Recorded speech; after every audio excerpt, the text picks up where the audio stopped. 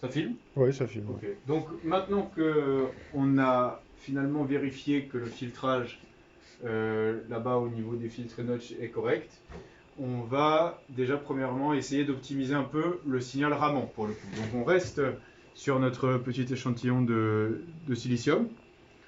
Là-bas on fait l'image de l'échantillon et on va focaliser le laser par la surface.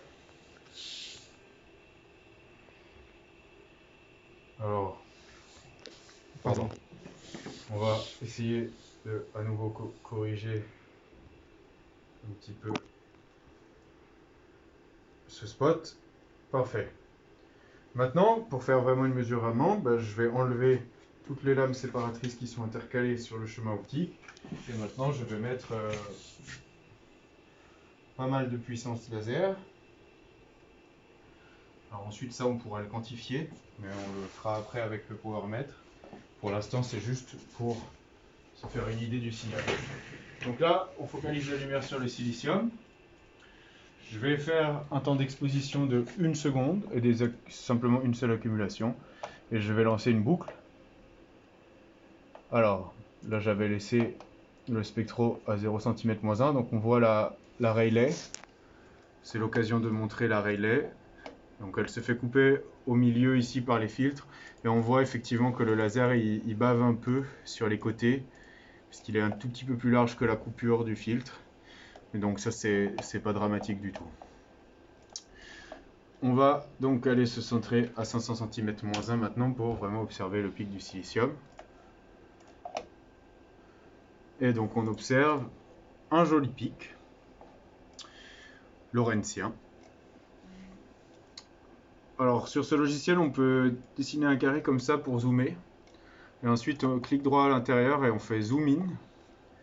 Et ça nous permet de regarder en détail un pic.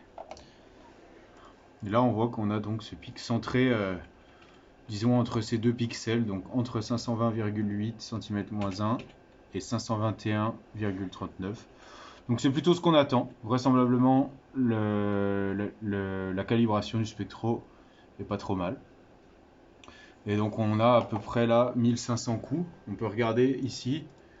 On fait auto scale ici en faisant clic droit. Auto 5%, 95% c'est pas mal. Et on voit à peu près l'intensité du pic, c'est aux alentours de 1500. Donc là ce qu'on va faire, c'est qu'on va continuer de visualiser en temps réel ce pic. Toutes les secondes, le spectre est actualisé. Et on va venir jouer premièrement avec le miroir qui est ici pour essayer finalement d'augmenter l'intensité du signal Raman, de l'optimiser. Là on voit qu'on arrive à gagner un peu.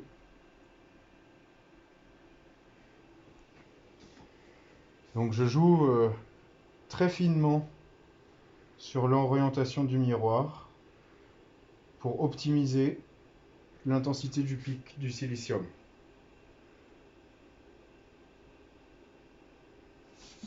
C'est bon pour ça?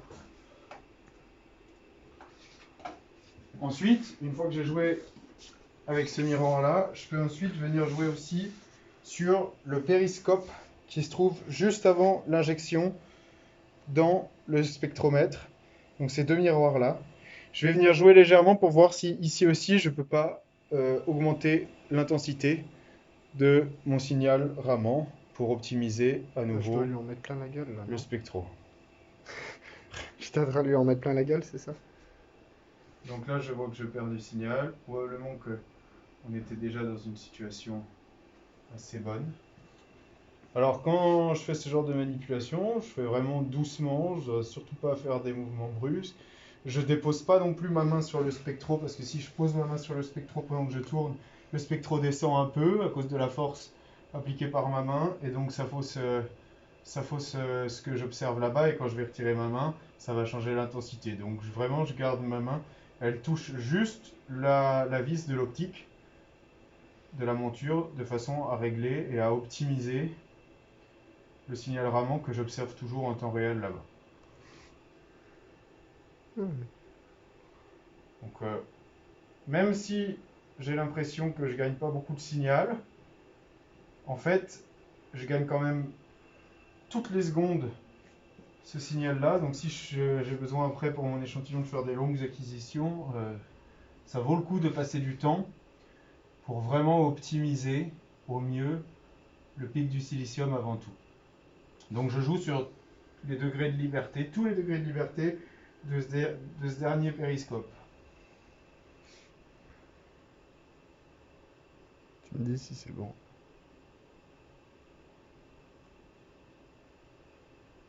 Ensuite, je peux à nouveau revenir à l'étage d'injection dans l'objectif et à nouveau je vais essayer d'optimiser un peu en bougeant les vis du périscope.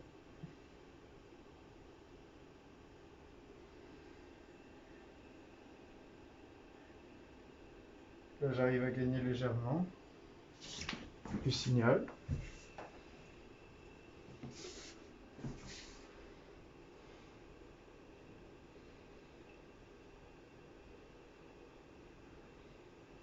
Et quand j'estime que mon spectro est bien réglé, relativement, et que j'ai du mal à faire beaucoup mieux que ce que j'ai réussi à atteindre, je peux arrêter cette procédure.